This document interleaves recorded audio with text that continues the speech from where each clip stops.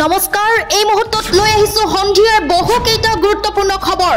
প্ৰতিটো খবৰে বহুতেই গুৰুত্বপূৰ্ণ প্ৰথমৰ পৰা শেষলৈকে ভিডিঅটো সম্পূৰ্ণকৈ চাব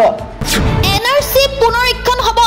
চৰকাৰৰ সৰ্বোচ্চ ক্ষমতা প্ৰয়োগ কৰি কৰা হ'ব সংশোধন মুখ্যমন্ত্ৰী ডক্টৰ হিমন্ত বিশ্ব শৰ্মাৰ ডাঙৰ ঘোষণা মুখ্যমন্ত্ৰী ডক্টৰ হিমন্ত বিশ্ব শৰ্মাই ডাঙৰ মন্তব্য প্ৰকাশ কৰিছে এনআৰসিৰ পুনৰীক্ষণ হ'বই চৰকাৰৰ সৰ্বোচ্চ ক্ষমতা প্ৰয়োগ কৰি কৰা হ'ব সংশোধন ভাৰত চৰকাৰে হওক উচ্চতম ন্যায়ালয়ে হওক অথবা অসম চৰকাৰৰ ক্ষমতা প্ৰয়োগ কৰি হলেও এইখন এনআৰসি মানি লোৱাৰ পৰিৱৰ্তে ৰিভিজনলৈকে অনা হ'ব এনআৰসিখনে অসমীয়া মানুহক ঠগাই গুচি গ'ল এনআৰসিৰ বিষয়ে বহু বিসংগতিৰ তথ্য পোহৰলৈ আহিছে একে ধৰণৰ নামৰ ব্যক্তি বিচাৰি বহু লোকে পিতা বা পুত্ৰ বুলি দাবী কৰিছিল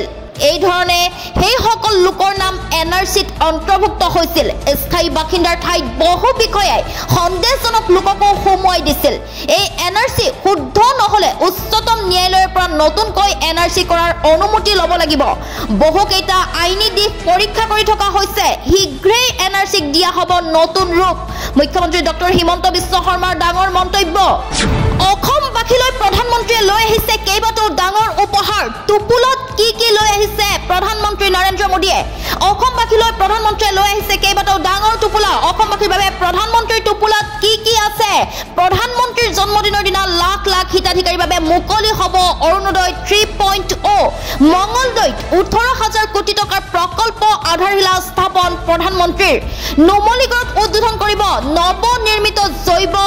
ইথানল প্ৰকল্প 4,200 কোটি টকা ব্যয়েৰে নিৰ্মাণ হ'ব প্ৰকল্পটো 121 কিলোমিটাৰ দৈৰ্ঘ্যৰ গুৱাহাটীৰ ৰিং ৰোড শিলান্যাস কৰিব প্ৰধানমন্ত্ৰীয়ে নাৰেংগী কৰুৱা দলঙৰ আধাৰশিলা স্থাপন প্ৰধানমন্ত্ৰীয়ে মুকলি কৰিব ডক্টৰ ভূপেন হাজৰিকাৰ 100 টকীয়া মুদ্ৰা অসমবাসীলৈ প্ৰধানমন্ত্ৰীয়ে লৈ আহিছে কেইবাটাও ডাঙৰ টুপুলা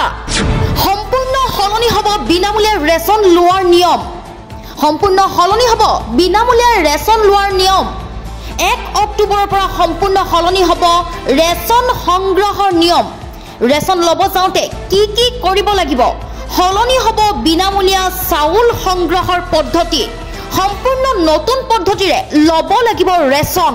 চাউলৰ লগতে প্ৰতিগৰাকী হিতাধিকাৰীয়ে পাব চেনি দাইল আৰু নিমখ মুঠ 4 বিধ সামগ্ৰী লাভ কৰিব ৰেচন কাৰ্ডৰ গৰাকীয়ে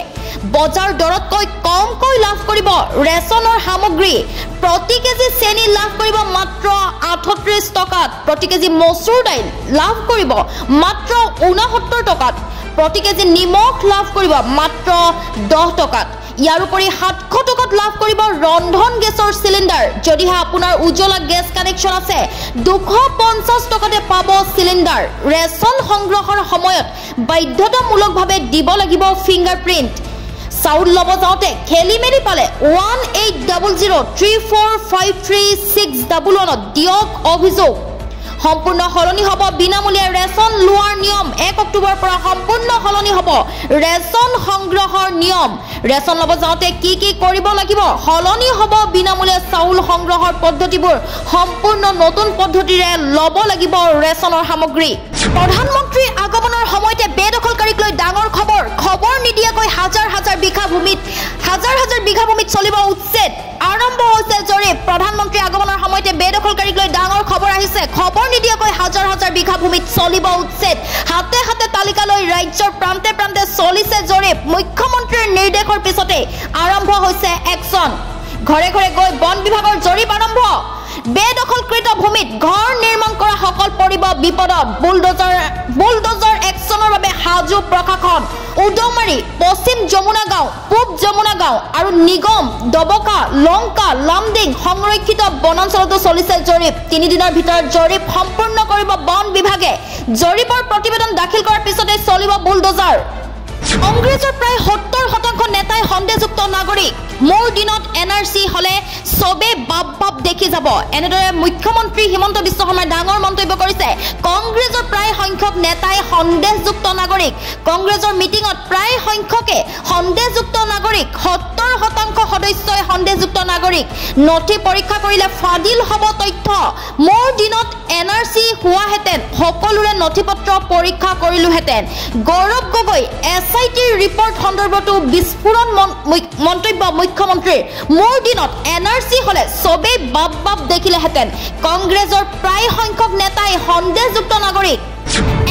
এটাকৈ বাংলাদেশী বিচাৰি কৰা হ'ব পুছবেক সন্দেহ হ'লে 12 ঘণ্টাৰ ভিতৰত একশ্যন লোৱা হ'ব ৰেহাই দিয়া নহ'ব কোনো অবৈধ অনুপ্ৰৱেশকাৰীক অসম অনুপ্ৰৱেশকাৰীৰ প্ৰজনন ক্ষেত্ৰ নহয় এটাকৈ বাংলাদেশী বিচাৰি কৰা হ'ব পুছবেক শ্ৰীভূমিত আটক 39 জন অবৈধ অনুপ্ৰৱেশকাৰী